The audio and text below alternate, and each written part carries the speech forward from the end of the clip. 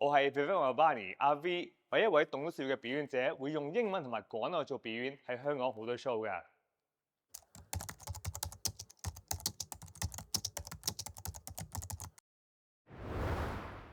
大家都知道功課咧係永遠都做唔完㗎嘛，係咪？即係尤其是你啱啱做完第一樣功課，你覺得唉得啦，仲有幾多樣啊？哇，仲有30樣嘅，點解？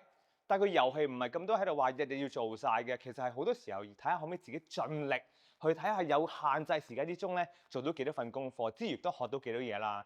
咁我好記得我以前考試都係㗎，我無論幾勤力温書啊，擺幾多心機同埋時間咧，永遠都温唔夠嘅，永遠都覺得哎呀你俾多一日我就得㗎啦。但係原來呢樣嘢係訓練咗我點樣去調整我啲決定啊，即係我會温邊樣嘢多啲啊，會擺多啲心機喺邊樣嘢啊，同埋同時我要接受就好多時候咧人生咧，我哋係唔夠時間㗎啦。其實呢一個係一個好嘅訓練，反而調轉我當一個遊戲咁玩。嗱，我明知可能已經都唔夠時間㗎啦，但我可唔可以喺呢個限定嘅時間之中咧做到最多嘢咧？會攞到最高分嘅邊幾樣嘢咧？咁樣盡力去做嘅啫，唔係最終咧係一個經歷嘅啫。即係大家做下盡力做就贏嘅已經。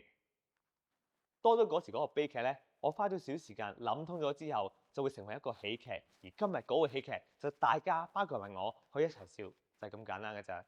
唔係咁多話要打爆機，只需要俾個機會自己打一個遊戲咧，就好好玩。唔係攞最高分，係攞分就好精彩嘅啦已經。但我知道有時覺得，哎呀，但係今日我真係需要揾個朋友啊，即係我真係需要人哋同我傾下偈啊，有個少少嘅支援就得個爭啲啲嘅啫，唔使驚。因為你可以揾 SPS23820000，有人等緊你同你傾下偈，可能幫你諗一諗通你嘅悲劇，加少少時間，咪一個人嘅幫助咧，就成為喜劇。到時我哋可以一齊笑噶啦，You can do it。